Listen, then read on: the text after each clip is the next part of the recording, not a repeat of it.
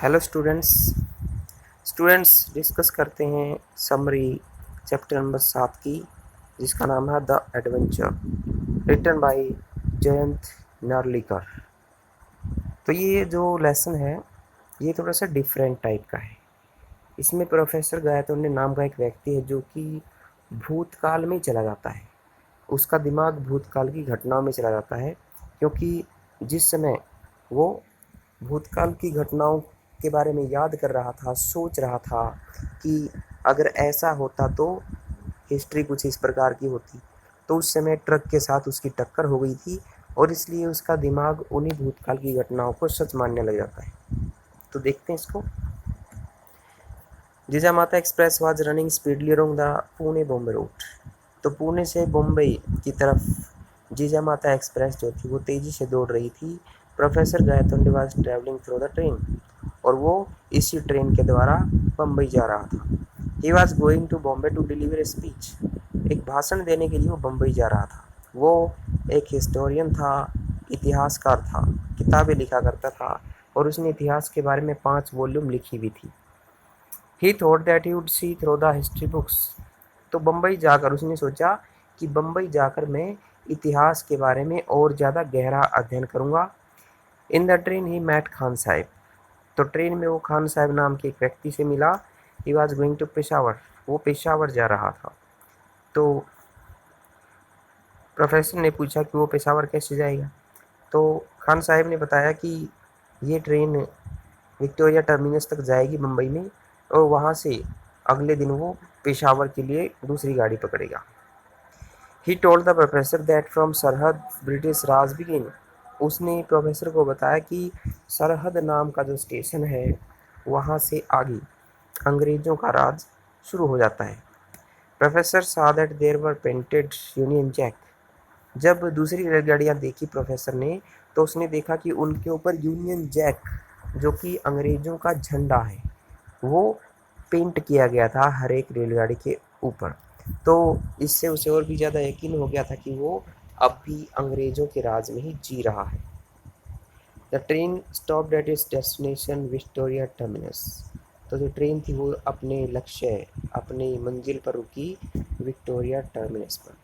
When the professor emerged from the station, he saw a grand building of the East India Company. तो जब professor station से बाहर निकला तो उसने एक शानदार इमारत देखी जो कि ईस्ट इंडिया कंपनी की थी। That was no more after 1807। और प्रोफेसर को पता था अच्छी तरह से कि ईस्ट इंडिया कंपनी तो 1857 के बाद समाप्त हो गई थी। तो यहाँ पे ये ऑफिस कहाँ से आया, तो इस बात से भी उसको सबूत मिला कि वो अंग्रेजी राज में है। He was to find out. उसे इसका पता लगाना था। ही सा सम ब्रिटिश बैंक्स।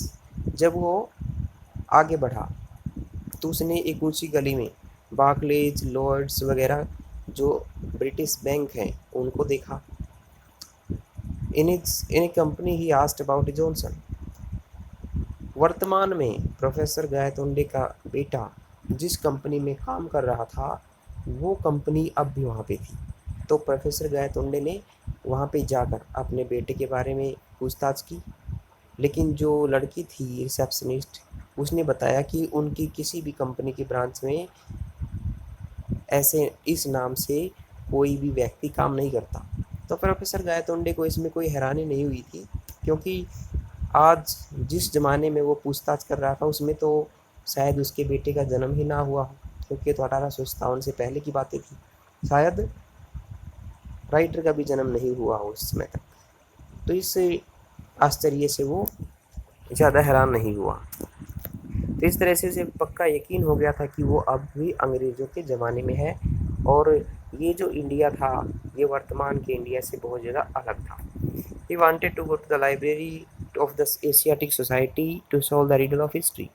अब उसने सोचा कि वो एशियाटिक सोसाइटी की जो लाइब्रेरी है वहाँ पे जाएगा और वो इतिहास की इस रिडल, इस पहेली को सुलझाएगा वहाँ पे जाके। तो वो लाइब्रेरी में चला जाता है। There he asked for a set of history books. उसने एक पर्ची लाइब्रेरियन को दी और कहा कि मेरे लिए कृपया करके ये बुक्स आप ले आओ। तो लाइब्रेरियन ने वो बुक उसको दे दी। तो जब राइटर ने उन किताबों को पढ़ा, उन किताबों में उसकी खुद की लिखी हुई भी 5 वॉल्यूम थी। तो राइटर ने गायतोंडे ने उन सबको पढ़ा, पहली वॉल्यूम को पढ़ा, वो भी ठीक थी, दूसरी, तीसरी, चौथी, 4 वॉल्यूम तक इतिहास बिल्कुल वैसा ही था जैसे वो जानता था, up to the death of Aurangzeb. तो औरंगजेब की मृत्यु तक जो वॉल्यूम 4 थी वो पूरी हो जाती थी और वहाँ तक इतिहास बिल्कुल सेम टू सेम था। The change evidently had occurred in the last volume. जो बदलाव आया था वो अंतिम वॉल्यूम में आया था। उसमें क्या आया था बदलाव? It said that Marathas won the battle of Panipat. तो इसमें 5वीं वॉल्यूम में कहा गया था कि मराठाओं ने पानीपत के युद्ध को जीत लिया था, जबकि ये युद्ध अब्दाली ने जीता था वास्तव में। लेकिन वॉल्यूम में क्या था कि मराठाओं ने युद्ध को बिल्कुल आसानी से जीत लिया था। Kabul was chase to Kabul, Abdali, तो अब्दाली को काबुल तक खदेड़ दिया गया था। तो ऐसी घटनाएं उसने पढ़ी कि जो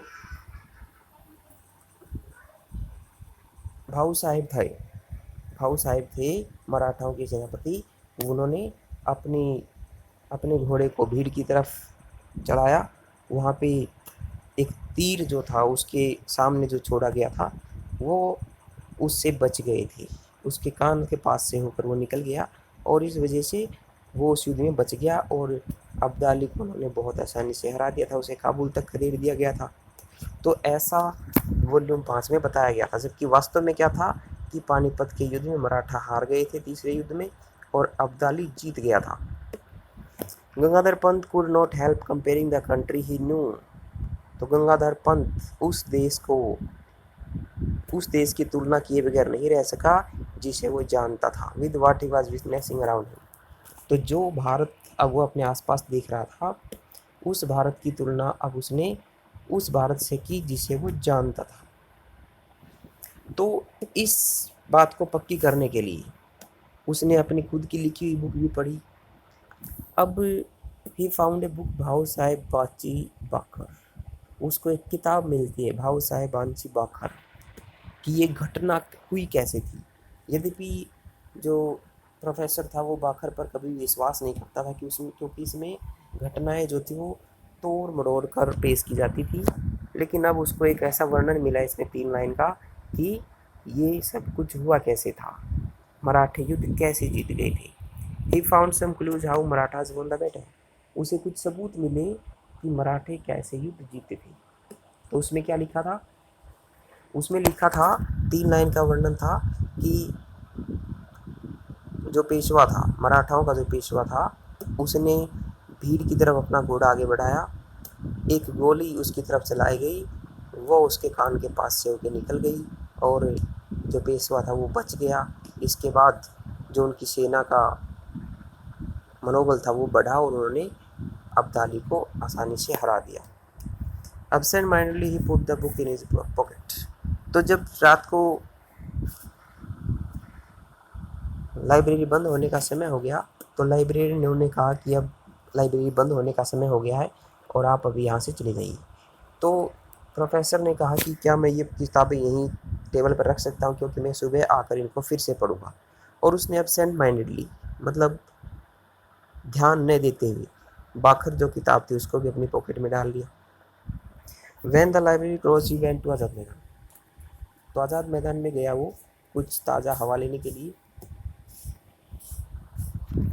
next morning he met his friend Rajendra Deshpande. तो आज़ाद मैदान में बहुत ज़्यादा लोग एक तरफ भागे जा रहे थे। तो प्रोफेसर ने उनसे पूछा कि वो क्यों जा रहे। तो उन लोगों ने उसे बताया कि वहाँ पे एक भाषण होने वाला है और वो उसको सुनने के लिए जा रहे। प्रोफेसर भी वहाँ पे चला गया भाषण में। तो प्रोफेसर जब गया तो वहाँ पे जो स्पीकर था उसकी कुर्सी खाली पड़ी थी। स्पीकर अभी तक आया नहीं था भाषण देने वाला। तो प्रोफेसर गायतोंडे भीड़ में से उठकर उस कुर्सी पर जा बैठा। अब भीड़ तो केवल स्पीकर को ही सुनना चाहती थी, इसलिए जब प्रोफेसर गायतोंडे बोलने लगा वहाँ मंच पे जाके, तो भीड़ ने उनको उठा के वहाँ से बाहर फेंक दिया। Next morning he met his friend Rajendra Deshpande. अगली सुबह उसने अपने आप को वहीं आज़ाद मैदान में पड़े हुआ पाया और वो अपने दोस्त राजेंद्र देशपांडे से मिलता है जाके। They talked about the events, और उसने सभी घटनाएं अपने दोस्त को बताई, और उसने राजेंद्र देशपांडे को एक पेज भी दिखाया, और उस पेज को दिखाकर कहता है कि ये भाऊ साहेब बांची बाखर का पेज है। मैंने धोखे से अपने पॉकेट में डाल ली थी वो किताब, मैं उसे अगले दिन सुबह लौटा देना भी चाहता था, लेकिन भीड़ में शायद मुझसे वो किताब कहीं खो गई, लेकिन ये एक पेज बच गया है। तो राजेंद्र ने उस पेज को पढ़ा, उसमें घटना सेम टू सेम थी। तो उसने जब उसको पढ़ा तो उसमें यही लिखा था, जो पेशवा था उसको गोली लग गई, भगवान ने अपनी निर्दयता दिखाई और जो मराठी थे वो युद्ध में हार गए थे। Rajendra told him that he had passed through catastrophic experience. Catastrophic होता है विनाशकारी। तो राजेंद्र ने उसको बताया कि वह एक विनाशकारी अनुभव से गुजरा है। राजेंद्र ने प्रोफेसर से पूछा कि जब उसकी ट्रक के साथ टक्कर हुई थी तो वो किस बारे में सोच रहा था। तो प्रोफेसर उसको बताता है कि मैं टक्कर होने से बिल्कुल पहले ये सोच रहा था कि अगर अब्दाली की बजाय मराठे युद्ध जीत जाते तो इतिहास कुछ दूसरी तरह का होता। तो राजेंद्र अब उसको बताता है कि तुम जो दुर्घटना होने से बिल्कुल पहले सोच रहे थे, वही बात तुम्हारे दिमाग ने पकड़ ली और उसी घटना को उसने आगे बढ़ाया है। अब 2 दिन से तुम अस्पताल में थे, 2 दिन के बाद तुम्हें होश आया है, लेकिन अब तुम बिल्कुल नॉर्मल हो। तो ही गिव हिम एग्जाम्पल, वो उसे एग्जाम्पल भी देता है इस बात की कि उसके दिमाग ने अपने आप इतिहास कैसे बना लिया। वो कहता है कि अगर हम बंदूक की गोली किसी निश्चित डायरेक्शन में छोड़ते हैं तो वो उसी डायरेक्शन में जाएगी, और हमें पता भी है कि वो कितनी दूर तक जाएगी। लेकिन अगर किसी इलेक्ट्रॉन को हम छोड़ते हैं, ये साइंस से संबंधित बात है, अगर किसी इलेक्ट्रॉन को छोड़ा जाता है तो उसकी गति और उसकी दिशा निर्धारित नहीं होती, वो कहीं भी जा सकता है। तो इसी तरह से दिमाग भी है, अगर हम सही अवस्था में हैं और इसको जिस दिशा में चलाना चाहते हैं उसी दिशा में चलेगा, लेकिन अगर कोई अचानक कोई विपत्ति आ जाए हमारे ऊपर, अचानक कोई घटना घट जाए, तो ये किसी भी दिशा में चलने लग सकता है। तो ये एग्जाम्पल दिए, और राजेंद्र ने उसको कहा कि चलो ठीक है, तुम अपना भाषण, जो तुम्हारा भाषण है 100वां भाषण, वो तुम दो और उसके बाद बात करेंगे। लेकिन प्रोफेसर ने कहा कि मेरा जो आखिरी भाषण था वो तो आज़ाद मैदान में हो चुका है, अब मैं और ज़्यादा भाषण इस पर नहीं दूंगा, क्योंकि मेरा जो विषय था वो भी यही विषय था जो मैंने तुम्हें बताया है। तो professor did not deliver speech, professor ने अपना भाषण नहीं दिया, और उन्होंने जो आयोजन करने वाले व्यक्ति थे उस भाषण का, उनको भी ये बात बोल दी थी। तो ये कुछ इसकी स्टोरी थी। Thank you.